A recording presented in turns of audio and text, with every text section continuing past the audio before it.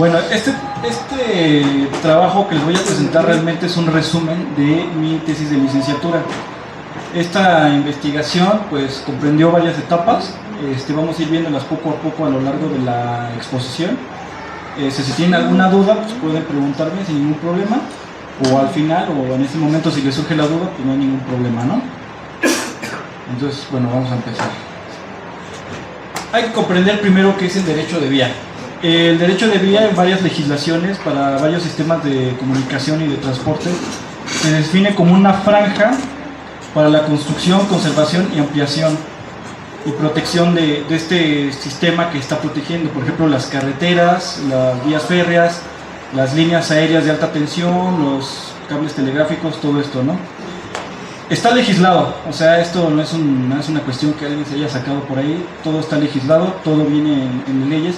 Entonces el trabajo que yo fui desarrollando poco a poco fue en base a estas leyes, ¿no? Yo soy licenciado en geografía, entonces mi trabajo comprende mucho lo que es utilizar los sistemas de información geográfica para delimitar estos derechos de vía y qué es lo que hay dentro de estos derechos de vía. Entonces, bueno, ¿cómo nace la idea? La idea nace porque se había presentado el proyecto de tren de alta velocidad entre México y Querétaro. Se había propuesto que se iban a construir, o bueno, que se iban a comprar nuevos derechos de vía, y esto iba a implicar un desembolso millonario que, bueno, se hizo, pero al final de cuentas no se usó. Entonces una de mis propuestas era usar el mismo derecho de vía que tiene ahorita actualmente Kansas City Southern de México, que comprende lo que es la línea azul, esta, porque la otra es la concesión de Ferromex. Sí, todos saben cuál es la línea Juárez y cuál es la Morelos, ¿verdad? Ok, están aquí afuera. La Juárez es la que va a Morelos y la Morelos es la que va a Juárez. O sea, están invertidas conforme el sentido, ¿no? Se denominaron así porque en los 90s hubo un accidente cuando era AQ y BQ, entonces fue el desafortunado choque de las máquinas eléctricas porque hubo una confusión ahí entre tripulaciones y despachadores. Entonces de ahí se denominó Juárez y Morelos. Entonces, bueno, pues partiendo de eso, ya pues empezamos la investigación, ¿no? Este fue el antecedente. Entonces, ¿qué es lo que pasaba? Que este proyecto pues se planteaba aprovechar algunas partes del derecho de vía pues, del actual Juárez y Morelos. De hecho, este es uno de los renders que se hicieron para la estación terminal de Querétaro. Aquí se ve. Y incluso aquí abajo se ve las dos vías, la Juárez y la Morelos. Igual, parte es un render, es el viaducto San Antonio Tula, es donde está la química de Tula. No sé si han tenido la oportunidad de visitarla, pero está pasando la estación de Tula, está como por el kilómetro 75, por ahí más o menos. Entonces pues la idea era igual, ¿no? Ocupar derechos de vía para la construcción de este proyecto, que bueno, a final de cuentas pues todos sabemos que no se creó. ¿Qué es lo que abarca nuestro derecho de vía, no? Bueno, el derecho de vía cruza por 3 estados, que es el estado de México, el estado de Hidalgo y el estado de Querétaro. Aquí se pueden ver las estaciones, las principales estaciones: Huehuetoca, Tula, Polotlán, Palmilla, San Juan, Ahorcado, La Griega, que es donde estamos ahorita, que es la placa kilómetro 245. El estudio abarca de la placa kilométrica 27 al 245. El 27, ¿por qué? Porque es donde termina la concesión del ferrocarril suburbano. Bueno, ¿cómo empieza esta situación del derecho de vía? El derecho de vía es una situación nacional, no es una cuestión privada. El derecho de vía está establecido en la legislación como un bien nacional y fue concesionado a las empresas, es decir, la casa sigue siendo nuestra aunque tú puedes hacer las fiestas que tú quieras, ¿no? Entonces, dentro de este primer término de concesión, se le concesiona a TFM a 50 años a partir de 1997. Esa es una modificación al artículo 27 constitucional, y entonces ya lo que es TFM, que después sería Kansas City Southern de México, toma posesión de esta línea. Ha habido dos cambios importantes desde la concesión de TFM hasta la actualidad en la cuestión de la concesión. Entonces, la primera pues fue cuando Ferromex, aquí tenían un problema de que Ferromex no les daba a TFM el derecho de paso, luego los trenes tardaban mucho tiempo en entrar, y entonces ahí hacen una cuestión de protesta de Ferromex, no me dejan entrar y no sé qué, y total, a final de cuentas terminan modificando la concesión. Bueno, aquí ya vemos que en 2004 ya cambia de TFM a Kansas City Southern y entonces la concesión ya cambia de propietario. Esa es la modificación que les digo. Antes las dos líneas, la Juárez y la Morelos, pertenecían a TFM, bueno, Kansas City Southern de México, y con esta protesta de Ferromex integran parte de la línea B a partir del kilómetro 229 más 364, lo integran a la concesión del Ferrocarril del Pacífico o Ferromex. Bueno, como les dije, la primera modificación que se hizo al término de concesión fue a través de los artículos 27 y 28 constitucionales, ¿no? El 27 es lo que no habla de la tenencia de la tierra, que pues dicen, ¿no?, que el gobierno, pues a pesar del carácter privado, van a seguir siendo como que propiedad de la nación, porque están en términos de concesión. ¿Qué es lo que pasa en los ferrocarriles norteamericanos? Que ellos no tienen concesiones, ellos son dueños del derecho de vía. Entonces ellos por eso tienen su policía para sacar a la gente que está invadiendo y a la gente que está metida ahí, porque tienen su propia policía. México no, México está en términos de concesión. El derecho de vía sigue siendo patrimonio de la nación, a pesar de que las empresas sean operadoras extranjeras, que eso es lo que mucha gente no entiende, ¿no? Que piensan que porque ya el ferrocarril norteamericano cruza la vía, piensan que la vía es norteamericana. Entonces hay una concesión, pero las vías siguen siendo patrimonio de la nación.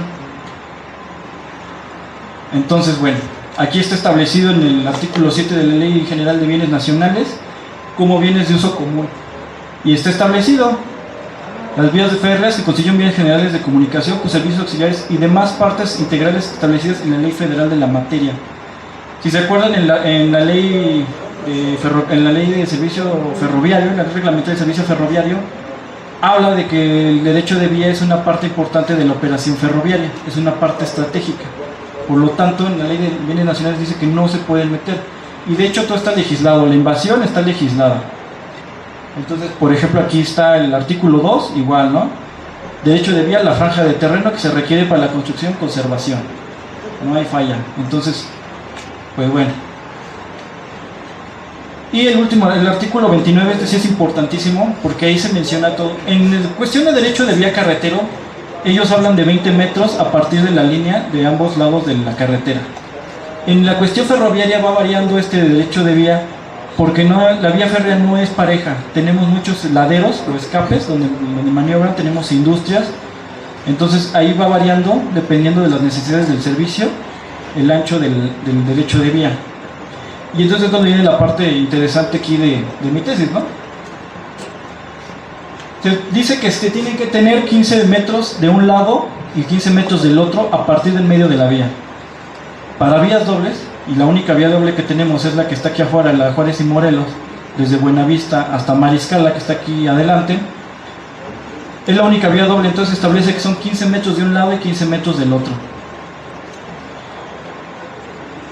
Entonces, bueno, artículo 31 de la Ley Reglamentaria de Servicio Ferroviario: todos los concesionarios tienen el compromiso de mantener libre la franja de derecho de vía, ¿no?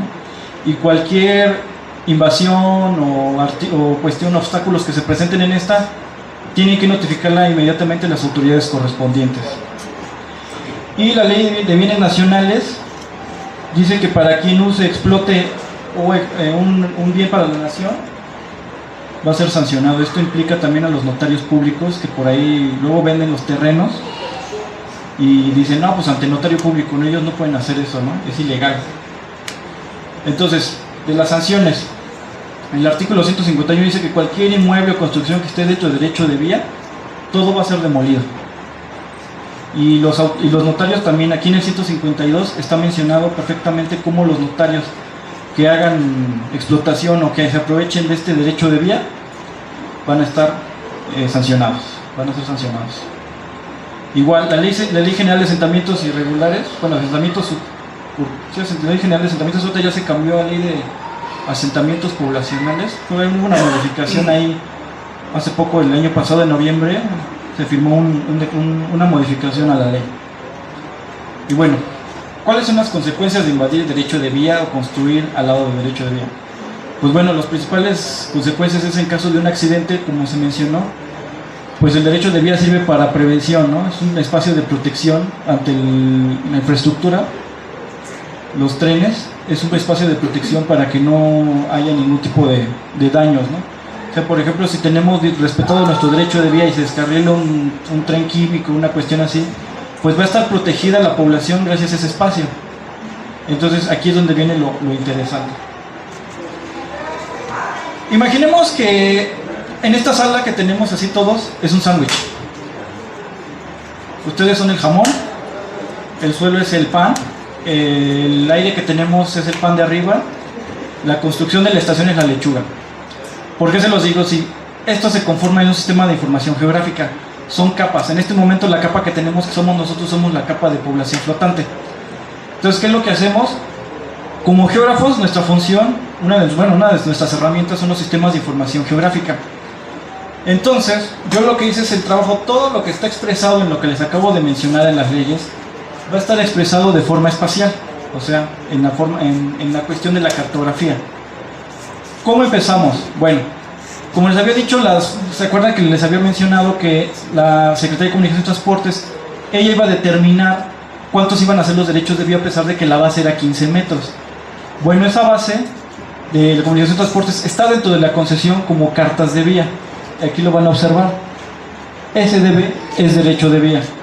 Entonces lo van a ver que aquí va variando, va de 20, 21, 30, 13, 14.5, 15 y 24. No es parejo. Y esto lo marca un documento oficial de Comunicaciones y Transportes. Bueno, primer paso. El primer paso fue marcar las dos vías, el centro de las dos vías, en Google Earth.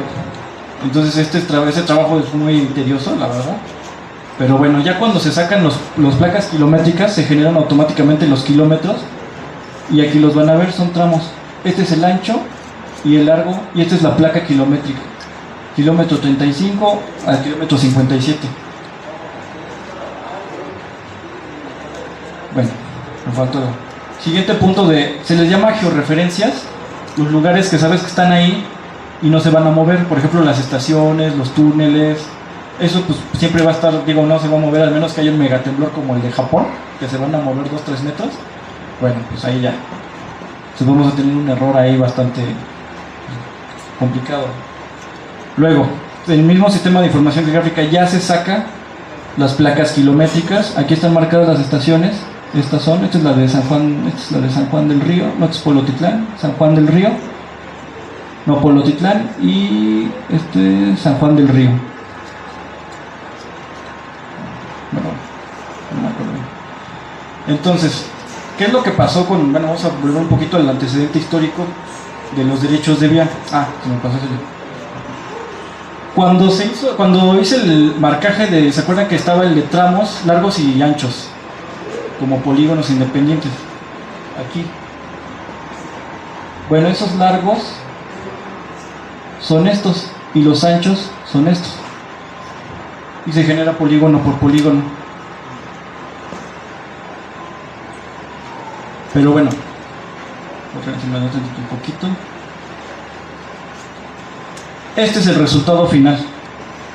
Esta parte es el derecho de vía de la línea Juárez y esta parte es la invasión al derecho, es el derecho de la vía Morelos. Y esto que ven en color violeta es lo que es la invasión. Así se determina invasiones en derecho de vía a través de sistemas de información geográfica. Como les había dicho, esto es una capa. Esta es otra capa. Y nuestra base o imagen raster es la imagen satelital. Y así es como se determina.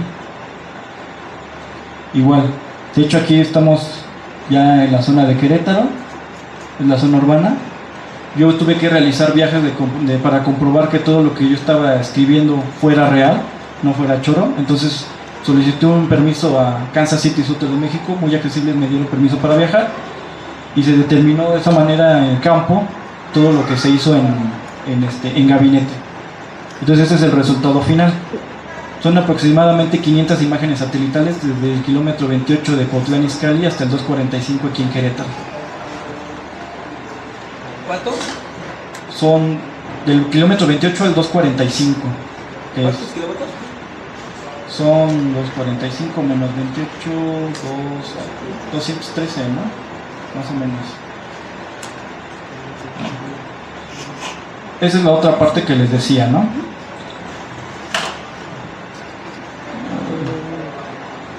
cargadita la computadora.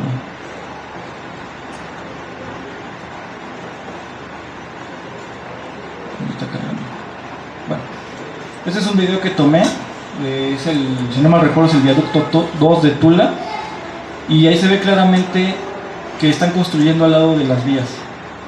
La computadora está un poquito lenta, pero bueno. A ver si carga, si no, no hay problema. ¿Qué es lo que pasa? Hay muchas invasiones a lo largo de la ruta entre México y Querétaro, porque históricamente no se derribaron las casas. El gobierno quedó en un acuerdo con los propietarios y mucha gente que tenía sus terrenos ahí, que les dijeron vamos a construir la vía doble, porque le llaman ellos la del Tren Bala, porque era el proyecto que se tenía entonces.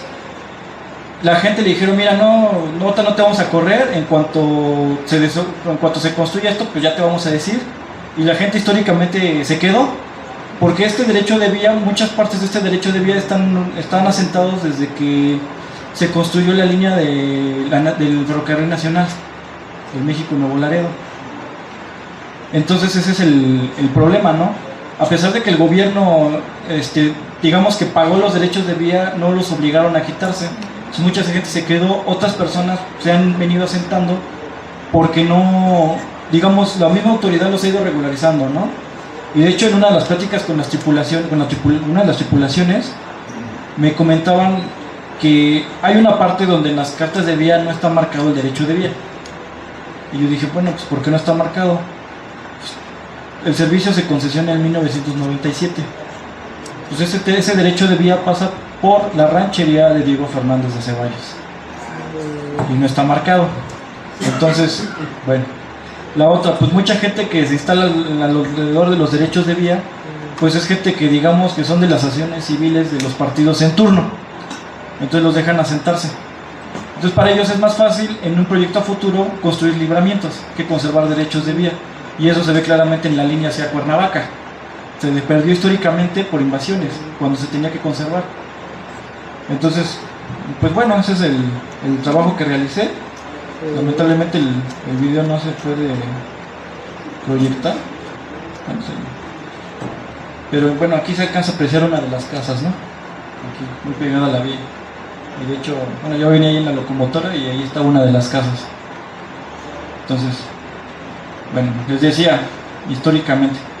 Una de las propuestas de la tesis es la flexibilización del derecho de vía. Es decir, que las empresas tengan las facilidades para adquirir los terrenos cerca del derecho de vía. ¿Por qué? Porque el derecho de vía, cuando se establece, se copia una ley ferroviaria de Estados Unidos. Estoy hablando de los años 1800 y pico. Y ellos lo hablan, ¿no? Entonces, ¿qué es lo que pasa? Pues que en ese tiempo los equipos eran más pequeños. Estamos hablando de carros caja de 40 pies, que era lo más grande que había. Ahorita ya tenemos equipos de 89 pies y de 25 metros de largo. Entonces el derecho de vía tiene que ser más amplio, y sobre todo que ya son velocidades mayores. Entonces a velocidades mayores y cambios tecnológicos y dimensiones mayores, los espacios también tienen que ser mayores para evitar problemas.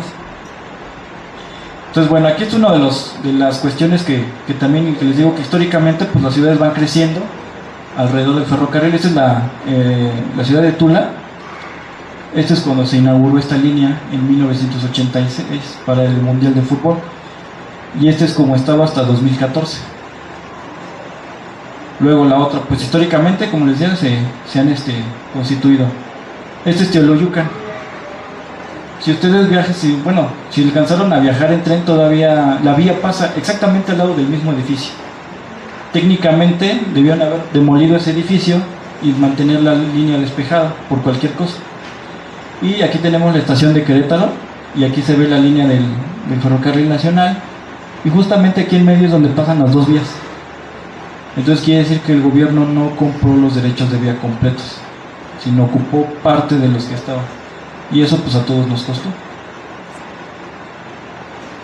Entonces no sé si tengan alguna pregunta.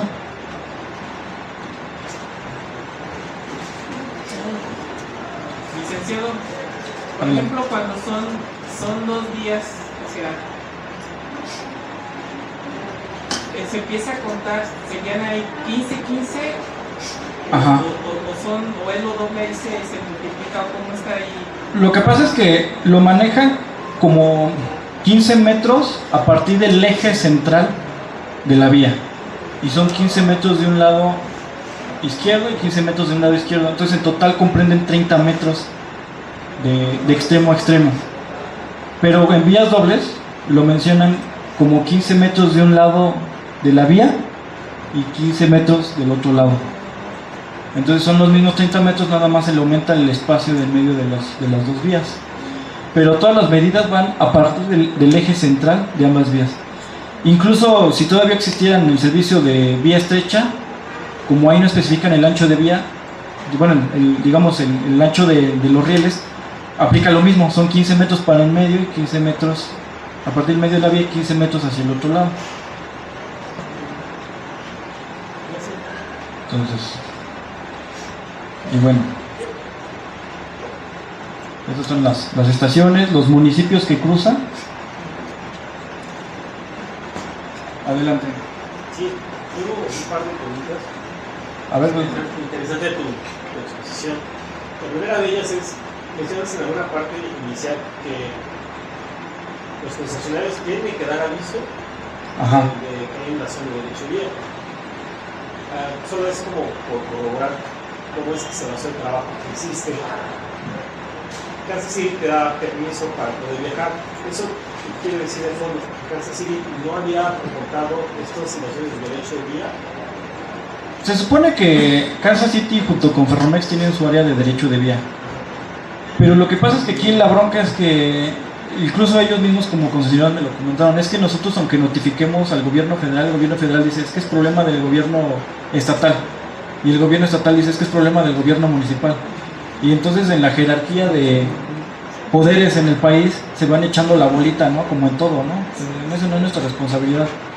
Pero de que ellos están interesados de que esto se libere, sí. Porque de hecho en la operación, en zonas urbanas no pueden pasar a más de 30 kilómetros por hora. Incluso, por ejemplo, en Teotihuacán no pueden correr tanto y esas partes es donde llegan estos grupos que operan de delincuencia y aprovechando la baja velocidad del tren es como abren las compuertas y empiezan a hacer el robo, ¿no? De hecho, dentro de la tesis hay un reporte de Freightwash International y ellos reportan los lugares donde más se comete el robo a ferrocarril es en las áreas urbanas donde el tren reduce su velocidad. Y es que al final de cuentas las invasiones de derecho de vía afectan a, pues ahora sí que toda la industria, porque las tripulaciones tienen que bajar velocidad. Las vías no se pueden ampliar para que los trenes desarrollen más velocidad. Las tripulaciones hacen más tiempo y entonces pierden más tiempo.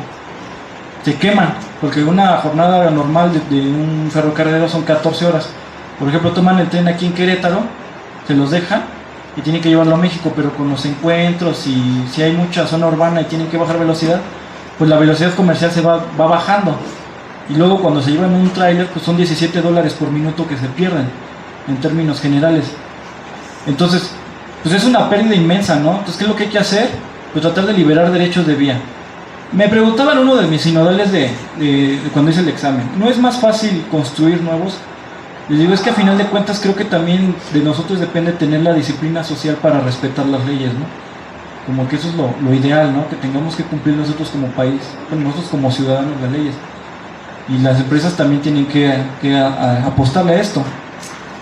Otra de las propuestas que yo les hice dentro del trabajo de tesis, los brasileños tienen este mismo problema, pero ellos le llaman favelización. ¿Qué es lo que hacen los concesionarios brasileños? Bueno, como los concesionarios brasileños ven que pues es más factible y les sale más barato hacer ciertas obras de infraestructura, ellos lo que hicieron fue taponear prácticamente sus derechos de vía.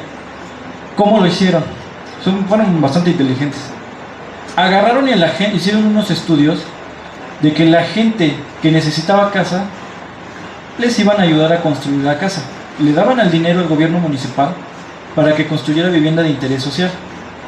Y a la vez le decían a la gente, ¿sabes qué? Te vamos a dar 600 reales brasileños por mes para que tú pagues una renta en lo que te construimos tu casa de interés social. Nosotros vamos a aportar el 20% del precio de interés social y tú ya, el gobierno va a apoyar otro, por ejemplo un 40%, y tú ya nada más vas a pagar el 40% de ese costo de tu vivienda de interés social. Entonces pues mucha gente aceptó de volada, ¿no? Porque pues digo, la verdad es que les salió más barato levantar así el derecho de vía que construir uno nuevo. Entonces, bueno, las soluciones, otra de las soluciones es de hacerlo, construir vivienda deducible de impuestos. Porque digamos que en términos de vivienda, pues es lo que la gente necesita, ¿no? Que es lo que pueden justificar. No puedes justificar una empresa porque la puedes mover. No puedes justificar un negocio porque lo puedes mover. Pero ¿qué es el valor más importante que está entrando aquí? Pues la vivienda, que la gente necesita vivienda. Entonces, ¿cómo haces para liberar derechos de vía a favor de la vivienda? Pues así, ¿no? Entonces, si se fijan, no es un tema tan aislado. ¿Y ahí no se podría, por ejemplo, poner una asociación público-privada para que también absorbiera parte de ese gasto la que tiene la concesión? Pues yo creo que más que nada lo pueden manejar a través de sus fundaciones. Por ejemplo, Fundación Grupo México, que tienen el tren de la salud, pueden manejarlo por ahí. Pero bueno, o sea, yo ya se le hice la propuesta y pues ellos van a determinar qué es lo que pasa. Pero bueno, esa es la metodología que yo usé para determinar invasiones al derecho de vía. Se establece, pues bueno, ya vieron que se establece un marco jurídico. A través de ese marco jurídico se establece lo que es el mapeo, que es que son los polígonos. Acuérdense, bueno, todo en este mundo es un polígono, ¿no? Su casa es un polígono, esta estación es un polígono, entonces los derechos de vía son un polígono que no vemos, ¿no? Porque no está físicamente constituido, pero si armamos una metodología, pues se logra, ¿no? Entonces, pues les digo, este accidente fue una camioneta ahí, al parecer eran unos narcos que, pues, como siempre, ¿no? Andaban oyendo su música buchona, se les ocurrió. Afortunadamente la tripulación alcanzó a frenar, porque esta es parte de dos invasiones, que se le llama invasiones permanentes e invasiones temporales, porque ambas son. Este accidente fue en Puebla, de un tren químico. Entonces, la gente que vive ahí en esas casas, pues sinceramente están muy propensas a los accidentes. Yo tengo una pregunta, ya vi tu explicación y yo andando por muchas partes de la República y platicando con mucha gente, sí hay invasión de vía, pero ¿qué pasa? O no sé si lo tocas tú o lo investigaste, en cuestión de que mucha de esa invasión, o no puedo decir que toda, al menos con la gente que he platicado, son familiares de ferrocarrileros. O sea, la misma gente ferrocarrilera invadió y pues no se mueve, ¿no? Sí, lo que pasa es que ahí, de hecho ese punto sí no lo traté de tocar mucho porque es ahí meterse con el sindicato, ¿no? Porque el sindicato les dio muchas facilidades y el sindicato le permitían todo. Pero ¿qué es lo que pasa? Pues que cambió el esquema de operación de ferrocarriles, ¿no? Entonces ahora a las empresas les interesa recuperar esto. Incluso a nivel interno pueden manejarlo con sus mismos agremiados, ¿no? ¿Sabes qué? Necesitamos que quiten esto para que tus tripulaciones muevan tranquilamente. Pero pues las empresas también no le quieren invertir mucho, ¿no? Yo por eso le hice la propuesta de los impuestos, porque es donde, digo, ¿a quién no le gustaría no pagar impuestos, no? Pues creo que nos sale más barato pagar una fundación que andar pagando el gobierno, ¿no? El gobierno nos sale carísimo. Entonces, pues sí, esa parte sí me la mencionaron mucho. Por eso busqué también una parte donde no estuviera tan invadida por trabajadores ferrocarrileros, porque si me hubiera metido del 28 a 0, que es Buenavista, o sea, yo creo que es una tesis de doctorado, porque sí es mucha trama, es mucho trabajo, ¿no? Y traté de buscarme la ley y aún así me tardé 2 años. Esto que les estoy explicando me tardé 2 años en determinarlo. Entonces les digo, esta es las cartas de vía, ¿no? Ahí ve. Entonces aquí está la estación de Huehuetoca. Incluso hay industrias que están metidas. La industria de CAF, la armadora de CAF de los suburbanos y el metro, está metida como por 1 metro, 1,5 metros. Pero ¿qué es lo que hacen ellos? Que ellos rentan ese derecho de vía, cosa que la gente común no hace. Entonces es ahí donde es una especie de juego perverso, ¿no? Entonces no sé si tengan alguna otra duda. Adelante. Yo vengo de Guadalajara, de Jalisco. Sí. Y mi pregunta es, cuando hay un predio cerca de la vía, y alguna persona se trata de invadirlo, como en este caso que es el de la Pequiza, que todo lo que fue la sección, está una persona ahí, esta persona está muy molesta porque pues está adueñado de todos esos terrenos, ya se puso a acercarlo. Entonces, nosotros estamos en una asociación civil que estamos por el objeto de rescatar y preservar la estación de Atequiza, que data de 1888, como joya histórica, ¿no? Sí. Del patrimonio histórico del pueblo. Y esa persona no nos deja ni tomar fotografías, sabiendo que nada tiene que ver ni con la empresa, ajena totalmente a esa persona. Entonces ahí nosotros, ¿qué podemos hacer? Bueno, Como asociación civil. ahí tienen que acercarse primero al Instituto Nacional de Antropología e Historia, ¿Sí? porque ellos son los que tienen que darles el apoyo de cuestión histórica. La otra tiene que ir con el municipio y comentarles. Y si todavía pasa el ferrocarril ahí, no ubico bien qué línea es. Sí pasa, pero no es. Entonces, contacte al licenciado Abelardo. Sí tenemos contacto con Abelardo, de hecho, pero esta persona no nos da, ahora sí que la persona que tiene bien ganado el predio nos ha sacado punto de pistola, entonces junto con el municipio. Entonces ya están coludidos el municipio y él. No, el municipio me da cuenta que hemos estado nosotros preguntándole a este hombre, al presidente municipal, qué va a pasar con ese señor, si va a estar invadiendo esos predios que no le corresponden y que ya quiere inclusive fincar y repartírselos a sus hijos. No, pues ahí lo que tienen que hacer es primero hablar con Ferromex. Y Ferromex tiene que levantar una denuncia por la invasión al derecho de vía.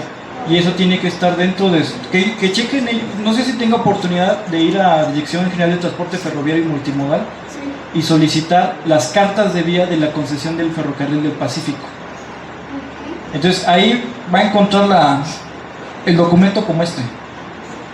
Entonces sería cuestión de echarse un clavado y buscar la estación, y ahí va a decir qué derecho de vía tiene.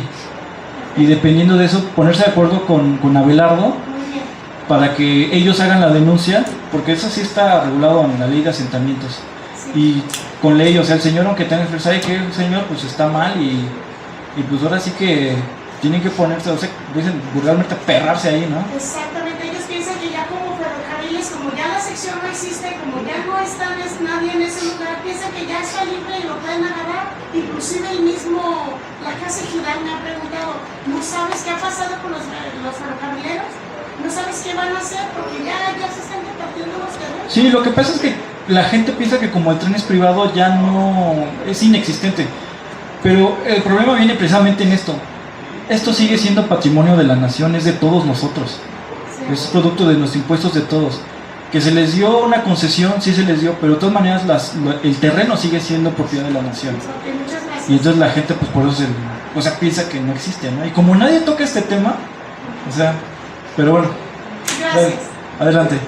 Mira, los gobiernos de los estados tienen que ver mucho a la hora de quedarse con las áreas.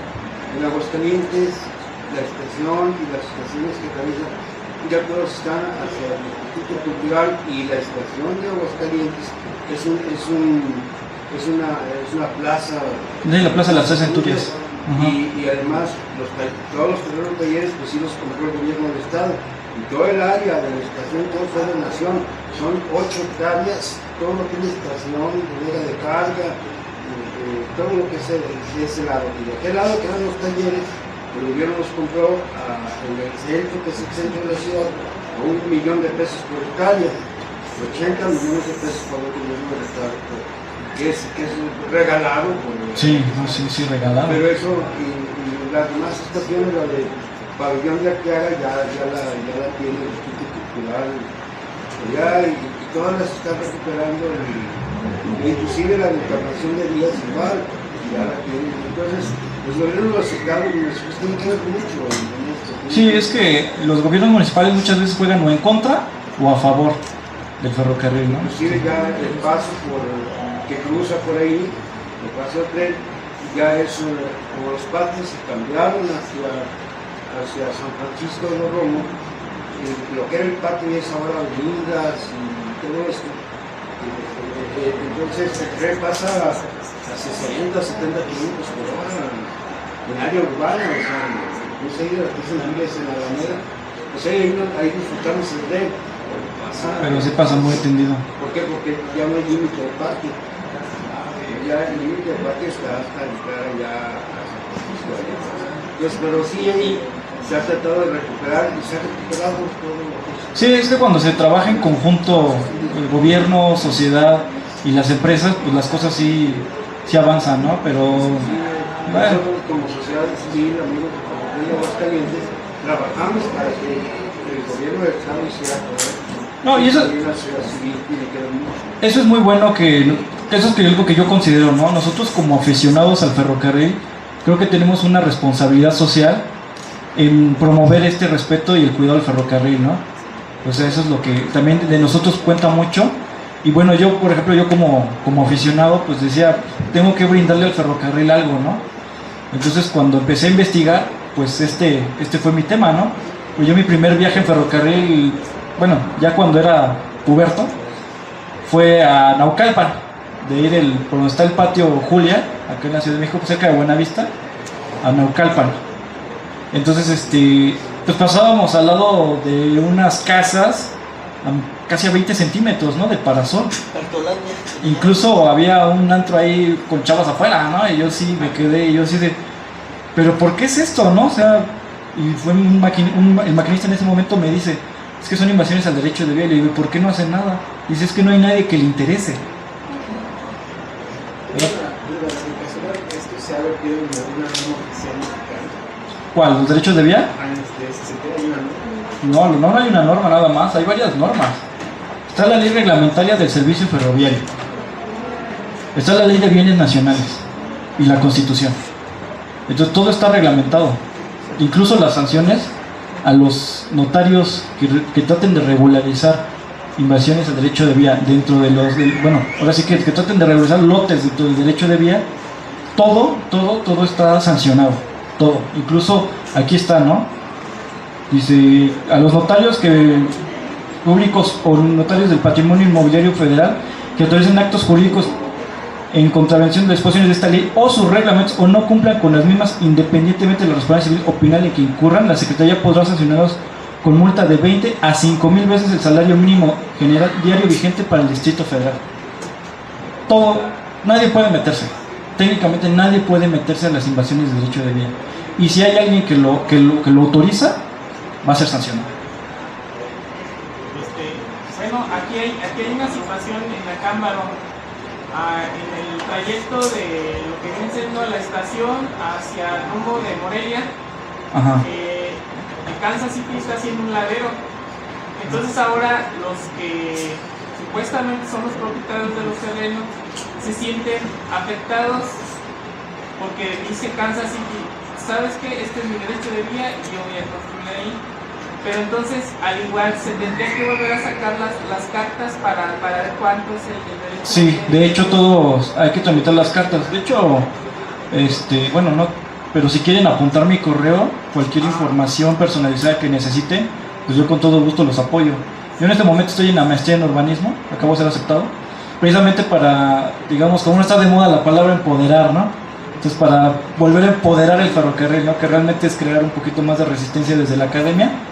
Pero sí, cualquier información que necesiten, yo con gusto los puedo apoyar, ¿no? Entonces no sé si tengan alguna otra duda. ¿Dónde dice que era 15 metros? Que yo sabía que eran 20. No, está aquí en la ley reglamentaria del servicio ferroviario. Lo acabo de mencionar.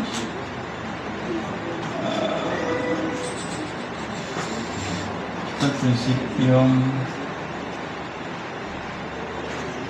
Ahí en la anterior.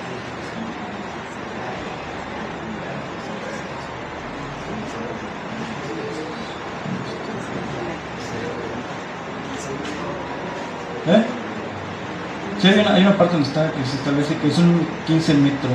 Entonces la Constitución.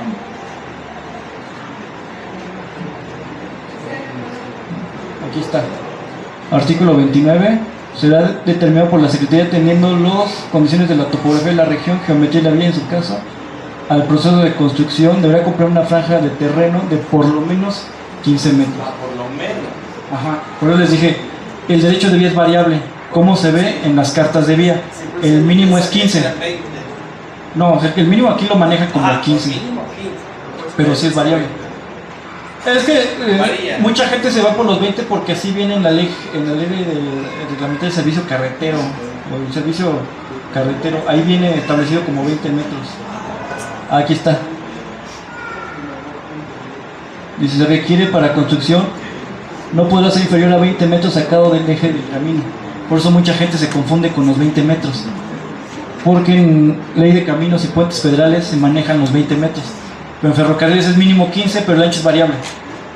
O sea, por ejemplo, en el caso de la carretera aquí, la de la autopista esta de México-Querétaro, pues son 20 metros de aquí hasta Nuevo Laredo, ¿no? Al lado de, digamos que de la línea del acotamiento. Pero en cuestión ferroviaria es a partir del medio de la vía. Pues es que son dinámicas diferentes de operación. Varía. Entonces, pero bueno. ¿Alguna otra duda que tengan? ¿No? A ver, adelante. Bueno, a mí me salió una duda. No sé si conozcas aquí la Vitro, la empresa Vitro aquí en Querétaro. Está aquí adelante, ¿no? Sale una escuelota aquí. Ajá. Por ejemplo, esa vía sé que es privada, ¿no? O sea, que no Sí. pertenece a ferrocarril. Esa vía que es privada y que pasa por calles, o sea, tiene casas al lado, se vive por ahí. ¿Tiene ese derecho de esos 15 metros? Es que Al ladito de calles, sí, la vía. se supone que esto nada más lo emplearon para vías troncales. Eso que tú ya estás mencionando es una escuela industrial. Entonces, ahí sí no, yo creo que lo manejan muy independiente, porque esto está en los términos de la concesión. Y esa escuela no sé si sea una concesión, porque digo, si es privada, ellos compraron su derecho de vía y hasta ahí. Pero por ley no debe de tener los 15 metros por seguridad. No, porque esto nada más aplica a las concesiones ferroviarias. O sea, son términos, legalmente, pues tú puedes tener tu terrenote y meter tu espuela. Esto es algo que se estableció cuando se construyó el ferrocarril, se establecen los derechos de vía de las vías troncales y al momento de concesionarse es lo que se queda dentro de la concesión. Entonces, si esta espuela la construyeron después de la concesión, pues ese terreno lo compraron y ahí ya no aplica el derecho de vía, porque es de ellos. Entonces, no sé si tengan alguna otra duda. ¿No? Bueno, pues muchas gracias por su atención, espero que les haya gustado.